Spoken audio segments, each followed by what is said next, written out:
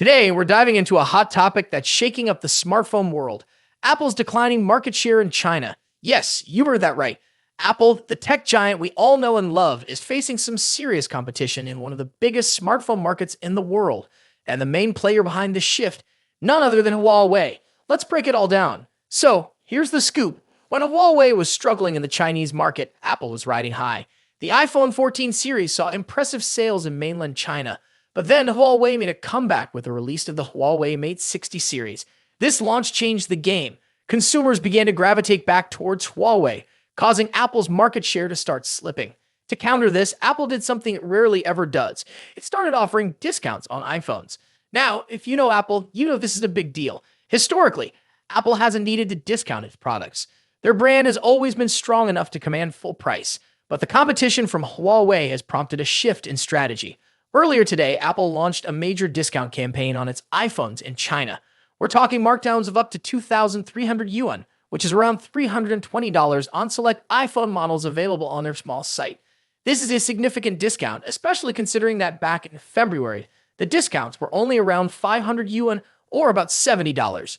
These previous discounts seem to have helped Apple maintain its footing in the market, which is likely why they're upping the ante this time around. But let's put this into perspective. A discount of up to $320 is huge for Apple.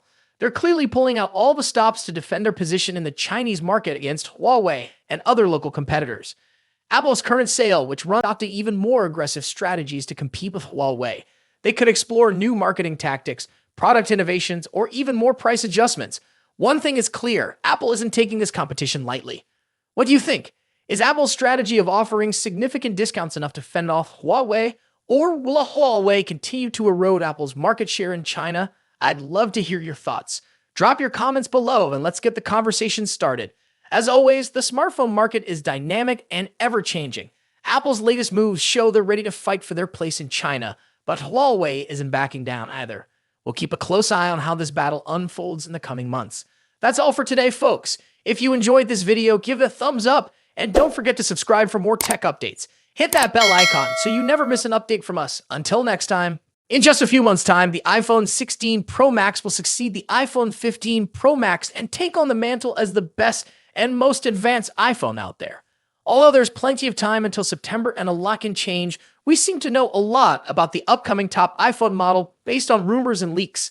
How is the iPhone 16 Pro Max shaping up against its predecessor? What's changing and what's staying the same? Let's see how the iPhone 16 Pro Max shapes up against the current best iPhone Apple has in its roster. First up, let's talk about design and size. The iPhone 16 Pro Max will inherit the same design language as the iPhone 15 Pro Max, employing the same titanium frame with a completely flat screen. The major difference between the iPhone 16 Pro Max and the iPhone 15 Pro Max will be size. The upcoming iPhone screen will grow to 6.9 inches across, a significant bump over the iPhone 15 Pro Max's 6.7-inch display. To achieve this, they're likely shrinking the bezels down even further and making the phone itself slightly larger overall. As per the rumors, the iPhone 16 Pro Max will measure 163mm in height and 77.58mm in width versus 159.9mm and 76.7mm for the iPhone 15 Pro Max, respectively. A small but notable change, all things considered. The iPhone 15 Pro Max debuted with an action button instead of a mute switch and a USB Type-C port at the bottom, so those two features will be carrying over to the newer model as well. However, the iPhone 16 series will be scoring another button, dubbed the Capture button. Colors-wise, the iPhone 15 Pro Max was available in 4 understated and titanium-inspired colors. We've heard that Apple might use another titanium processing technique that will make the iPhone 16 Pro Max glossier and also more capable of retaining colors. Moving on to display differences. As mentioned, the iPhone 16 Pro Max will come along with a significantly larger display, measuring at 6.9 inches across. Aside from the size, we don't clearly expect any other major changes. We're certainly getting a liquid Retina XDR display with an OLED panel delivering superb colors, contrast, and exceptional maximum brightness. The screen will support 120Hz ProMotion refresh rate, making scrolling through the interface and on-screen content way smoother.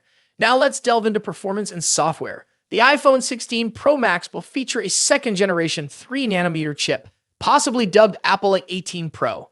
As one can imagine, we expect that the Apple A18 Pro will have better performance than the Apple A17 Pro. Due to the heavily rumored focus on AI for both iOS and the iPhone 16 range, we expect that the iPhone 16 Pro Max will come with a much improved neural engine to take care of all the generative AI features. The iPhone 16 Pro Max will also be the first to debut iOS 18 with a focus on artificial intelligence features. The new iPhone 16 Pro Max will also support faster Wi-Fi 7 and a more power-efficient 5G modem, keeping you future-proofed on the connectivity front. Let's talk about the camera. As the iPhone 15 Pro Max delivers a host of important camera features, chief among which is the new 120mm telephoto lens, the iPhone 16 Pro Max could finally address one of the forgotten cameras that hasn't recently scored any significant overhauls, the ultra-wide. Analyst Ming-Chi Kuo believes that Apple will be introducing a 48-megapixel ultra-wide camera on the iPhone 16 Pro Max. When it comes to audio quality, iPhone Pro Max devices are always up there with the best, setting the benchmarks for all other manufacturers to measure up against. The iPhone 16 Pro Max will be no exception. The same generally applies to haptics too. iPhones are arguably the best devices when it comes to haptic feedback, giving us precise and accurate vibrations that are sufficiently strong yet not overpowering. Lastly, battery life and charging. The iPhone 16 Pro Max will reportedly feature a much larger 4,676 mAh battery compared to the 4,422 mAh battery in the iPhone 15 Pro Max.